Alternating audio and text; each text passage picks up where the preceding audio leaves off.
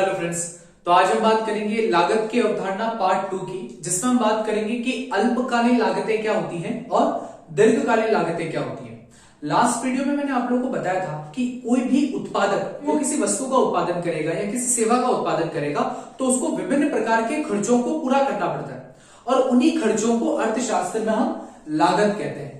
और लागत के कई सारे प्रकार मैंने आपको मेरी लास्ट वीडियो में बताए थे, जैसे विक्रय लागतें क्या होती हैं, उत्पादन लागतें क्या होती हैं, व्यक्त लागतें क्या होती हैं, अव्यक्त लागतें क्या होती हैं, सामाजिक लागत क्या होती है, मौद्रिक लागत, ऐसी बहुत सारी लागतों के बारे में मैंने डिस्कस किया था। आज हम पढ़ेंगे कि कुल लागत, औसत लागत और सीमांत लागत क्या होती है। ठीक है, उससे भी पहले मैं आप लोगों को बताना चाहता हूं कि लागतों को भी दो प्रकार में बांटा गया है। समय के आधार पर लागतों को दो प्रकार में बांटा गया है, अल्पकालीन लागतें और दीर्घकालीन लागतें। तो मेरी ये वीडियो अल्पकालीन लागतों के ऊपर है। अल्पकाल एक ऐसी समयावधि होती है जिसमें जो उत्पादक होता है वो उत्पादन के सभी साधनों में परिवर्तन नहीं कर सकता, वह केवल एक ही साधन में परिवर्तन कर सकता है, वो होता है श्रमिक। अर्थात अल्पकाल में कुछ साधन स्थिर होते हैं। साधन मतलब कि उत्पादन के 5 साधन या कारक, जैसे पूंजी, भूमि, श्रम, प्रबंध और साहसी। तो अल्पकाल में कुछ साधन तो होते हैं स्थिर, जिनमें आप परिवर्तन नहीं कर सकते, और कुछ साधन होते हैं परिवर्तनशील, जिनमें आप परिवर्तन कर सकते हो। तो अल्पकाल में उत्पादक द्वारा उत्पादन के स्थिर तथा परिवर्तनशील, मतलब स्थिर साधनों पर हम कितना खर्चा कर रहे हैं और परिवर्तनशील साधनों पर हम कितना खर्चा कर रहे हैं। अर्थात अल्पकाल में उत्पादक द्वारा उत्पादन के स्थिर तथा परिवर्तनशील साधनों पर किया गया व्यय यानी कि खर्च क्या कहलाती है, अल्पकालीन लागतें कहलाती है। ठीक है, तो अल्पकालीन लागतों को 3 प्रकारों में बांटा गया है, अल्पकालीन कुल लागत, अल्पकालीन औसत लागत और अल्पकालीन सीमांत लागत। ठीक है, इंग्लिश में हम इनको टोटल कॉस्ट, एवरेज कॉस्ट और मार्जिनल कॉस्ट बोलते हैं। ठीक है, टोटल कॉस्ट, एवरेज कॉस्ट और मार्जिनल कॉस्ट बोलते हैं। ठीक है, अब जैसे कि मैंने आप लोगों को बताया कि अल्पकाल में कुछ साधन तो होते हैं स्थिर, जिनमें आप परिवर्तन नहीं कर सकते, और कुछ साधन होते हैं परिवर्तनशील। उसी आधार पर कुल लागत को 2 भागों में बांटा गया है, कुल स्थिर लागत, ठीक है, मतलब स्थिर साधनों पर किया गया वह स्थिर लागत, परिवर्तनशील साधनों पर किया गया वह परिवर्तनशील लागत। उसी प्रकार से औसत लागत के भी 2 भाग हैं। ठीक है, तो 1 बाय 1 हम इनको डिस्कस करते हैं। तो सबसे पहले हम बात कर रहे हैं कुल लागत की।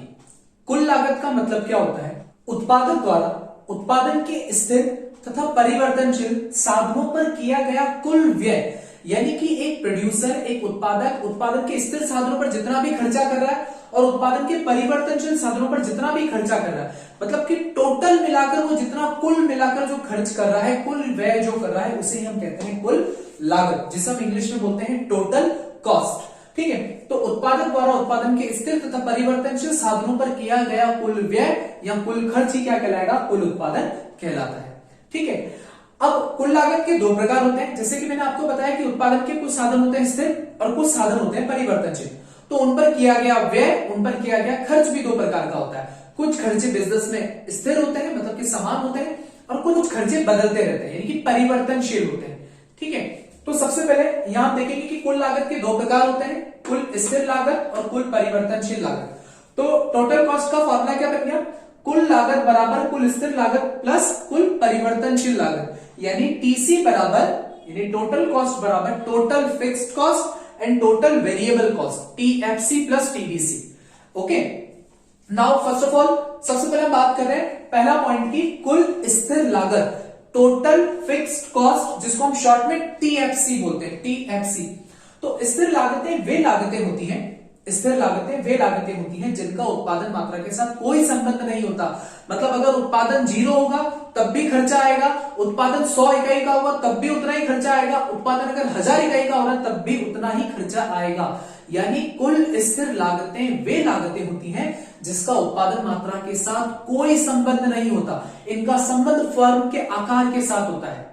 ठीक है, यानी मेरे कहने का मतलब यह है कि बिजनेस में ना कुछ खर्चे हमेशा फिक्स्ड है, समान है। आप प्रोडक्शन करो या प्रोडक्शन मत करो भैया, वो खर्चा तो आपके आने वाला ही है।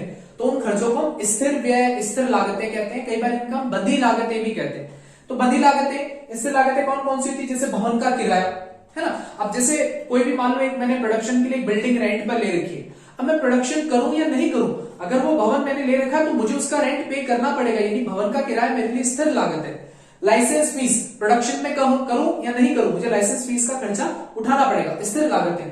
उसके बाद स्थायी कर्मचारियों का वेतन, ऐसे परमानेंट एम्प्लॉय अगर प्रोडक्शन हो रहा है कंपनी में तो भी उनकी सैलरी जाएगी, प्रोडक्शन नहीं हो रहा तब भी उनकी सैलरी पे करनी पड़ेगी। तो ये सब लागतें स्थिर लागतें होती है। तो स्थिर लागतों को कैसे ज्ञात किया जाता है? कुल लागत में से कुल परिवर्तनशील लागतों को घटा दो। कुल स्थिर लागतों को ज्ञात करने के लिए कुल लागत में से कुल परिवर्तनशील लागतों को घटा दिया जाता है तो हमें कुल स्थिर लागतें प्राप्त होती है। ठीक है। और दूसरा पॉइंट है कुल परिवर्तनशील लागत। तो कुल परिवर्तनशील लागतें वे लागतें होती हैं जिनका संबंध उत्पादन की मात्रा के साथ ही होता है। अर्थात अगर मान लो कि उत्पादन 0 होगा ना तो ये खर्चा भी क्या आएगा? 0। परिवर्तनशील लागतें हमेशा 0 उत्पादन पर 0 ही होती है। ठीक है। और उत्पादन बढ़ेगा तो आपका खर्चा भी बढ़ेगा, मतलब परिवर्तनशील लागतें भी बढ़ेगी।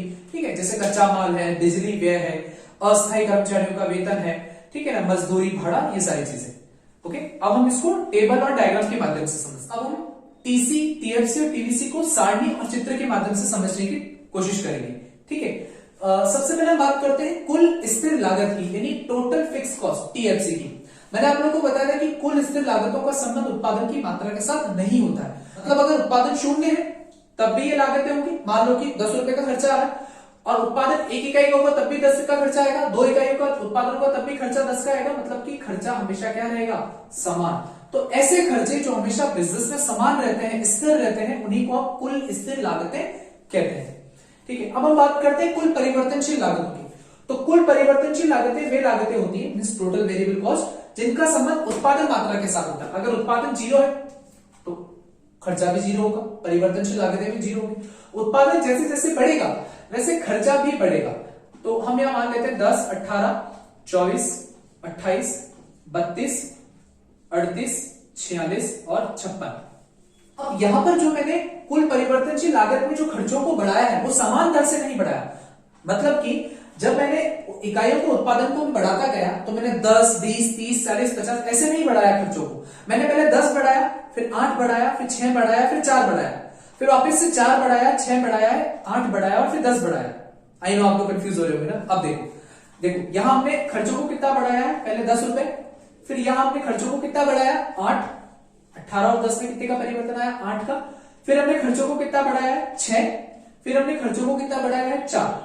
यानी पहले हमने जो खर्चे बढ़ाए हैं, पहले जो कुल परिवर्तनशील लागतें होती हैं वो बढ़ती तो है। देखो 10, 18, 24, 28, 32 बढ़ तो रही है लेकिन घटती दर से बढ़ रही है। 10, 8, 6, 4 घटती दर से बढ़ रही है। और उसके बाद भी खर्चा तो बढ़ रहा है। फिर देखो वापस से खर्चा कितना बढ़ाया? 28 और 32 में वापस से 4, 32 और 38 में कितना बढ़ाया? 6, 38 और 46, 38 और 46 में कितना बढ़ाया? 8। और उसके बाद फिर हमने कितना बढ़ा दिया? 46 और 56 में 10। यानी कि पहले हमने कुल परिवर्तनशील लागतों को घटती दर से बढ़ाया और फिर हमने उसको बढ़ती दर से बढ़ा दिया। ऐसा क्यों होता है? क्योंकि परिवर्तनशील अनुपातों का नियम मैंने आपको मेरी पिछली वीडियोस में बताया है। परिवर्तनशील अनुपातों का नियम यह कहता है कि उत्पादक जब अपना प्रोडक्शन करेगा तो प्रथम अवस्था में उसका उत्पादन तेजी से बढ़ने लगता है, बढ़ती दर से बढ़ता है, बहुत स्पीडली उसका उत्पादन बढ़ता है। तो जब उत्पादक का उत्पादन तेजी से बढ़ता है ना तो उसके खर्चे धीरे धीरे बढ़ते हैं। लेकिन जब उसका उत्पादन घटती दर से बढ़ना स्टार्ट होता है ना तो उसके खर्चे फिर तेजी से बढ़ना स्टार्ट हो जाते हैं। ठीक है।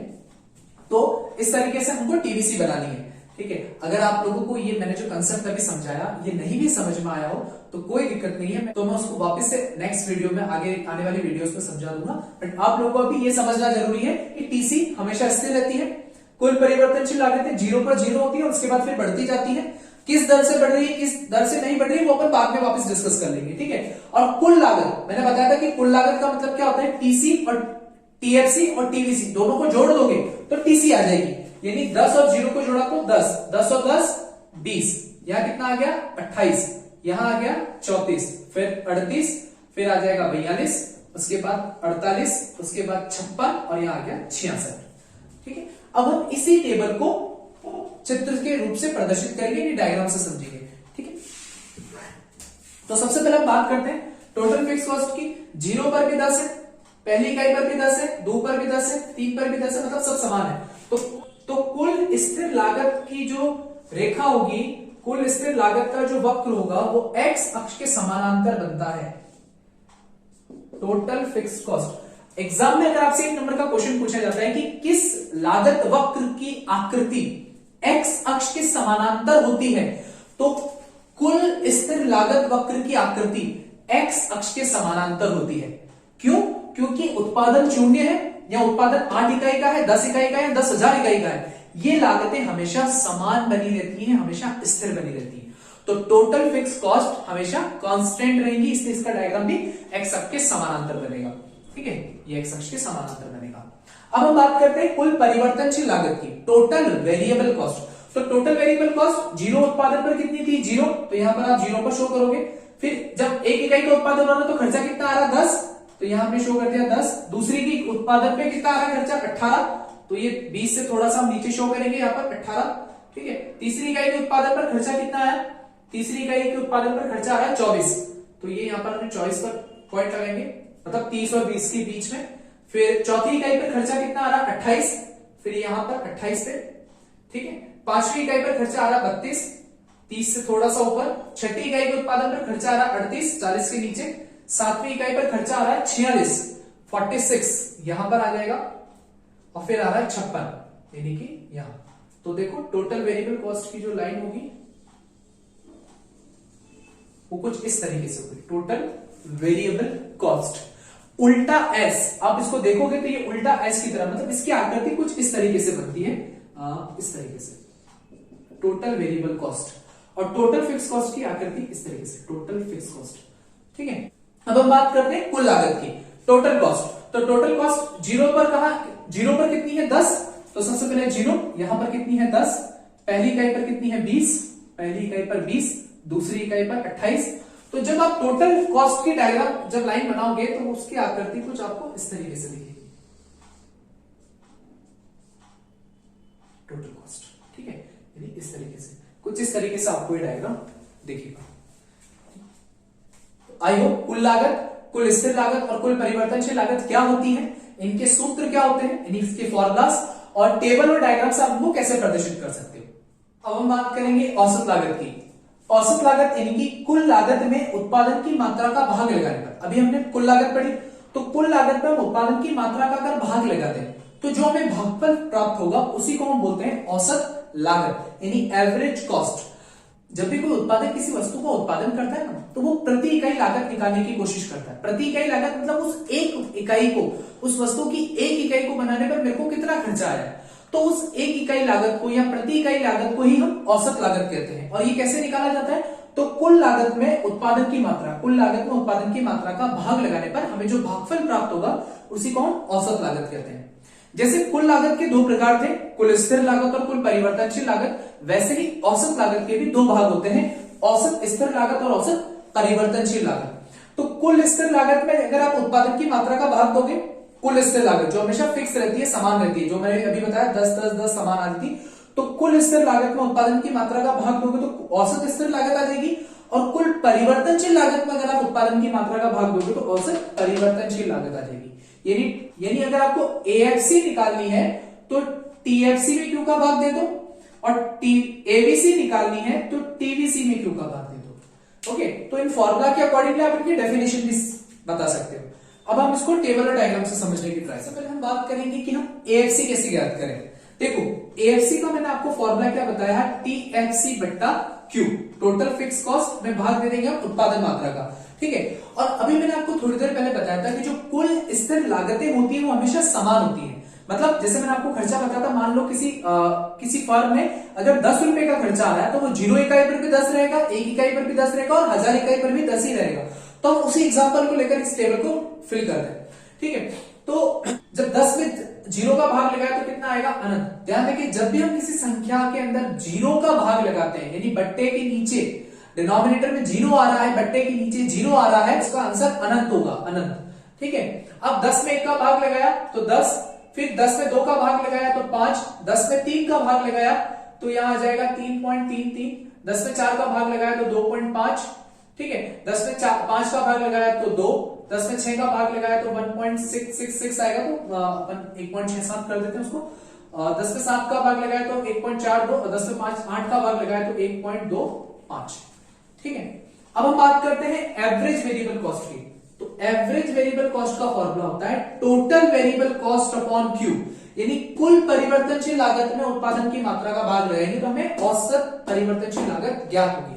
अब कुल परिवर्तनशील लागत ये टेबल है, ठीक है। तो यहां हमने जीरो में जीरो का भाग लगाया तो कोई डैश, 10 में 1 का भाग लगाया तो 10, फिर कितना है यहाँ पर, यहां दे रखा है 18, 18 में हमने 2 का भाग लगाया तो आएगा 9।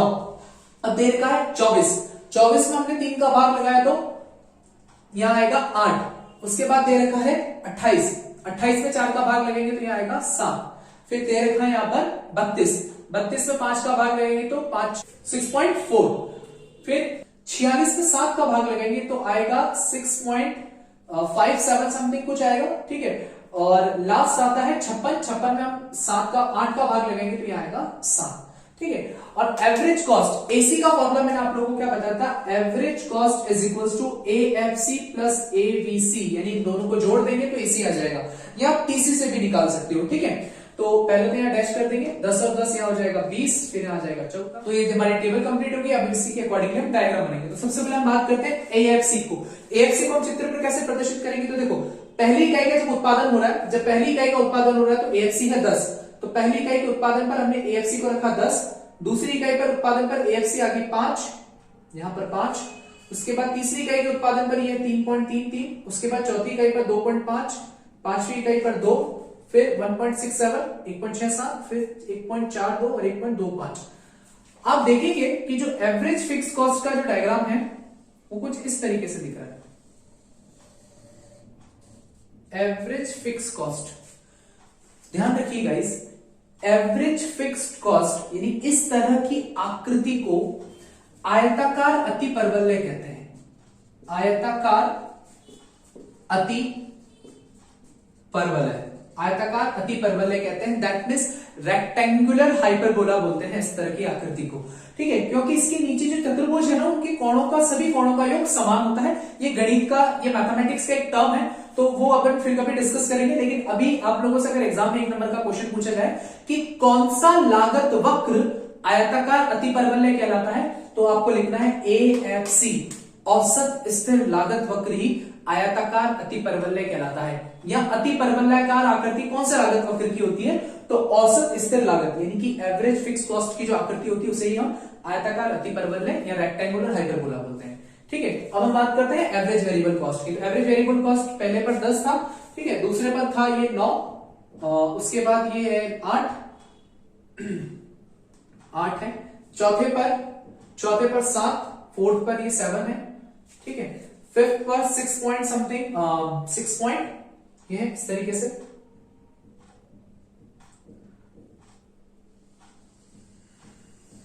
Average variable cost, that means average variable cost की जो टेबल, एवरेज वेरिएबल कॉस्ट का जो डायग्राम है वो यू शेप का होगा, ठीक है। और लास्ट है एवरेज कॉस्ट, तो एवरेज कॉस्ट दोनों के मिक्स पे बनेगा, ठीक है, यहाँ 20 आ जाएगा।